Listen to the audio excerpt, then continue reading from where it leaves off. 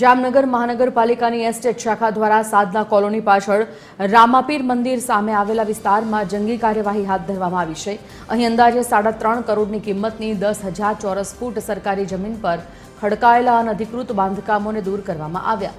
કાર્યવાહી દરમિયાન મહાનગરપાલિકાની ટીમે 3 મકાન અને 3 દુકાનો સહિતના દબાણો પર બુલડોઝર ફેરવ્યું હતું। જોકે આ કામગીરી દરમિયાન કબજેદારોએ ભારે વિરોધ કરી અને અવરોધ ઊભો કર્યો હતો, જેના કારણે પરિસ્થિતિ તંગ બની હતી। મનપા તંત્રને તાત્કાલિક પોલીસ બોલાવવાની ફરજ પડી અને ભારે પોલીસ બંદોબસ્ત વચ્ચે તંત્રએ તમામ ગેરકાયદેસર બાંધકામો તોડી પાડી કરોડોની સરકારી જમીન ખુલ્લી કરાવી છે। આ કાર્યવાહીથી શહેરના અન્ય દબાણકર્તાઓમાં પણ ફફડાટ ફેલાયો છે।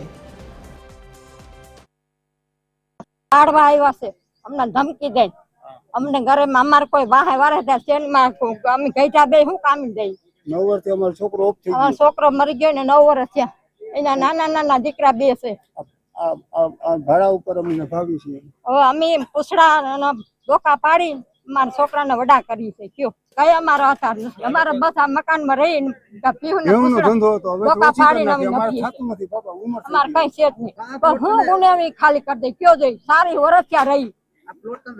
હા વેચાતો શાંતિલાલ પાસેથી શાંતિલાલ પાસેથી શાંતિલાલ જરા એમને દીધો તમે રાખો બાપા।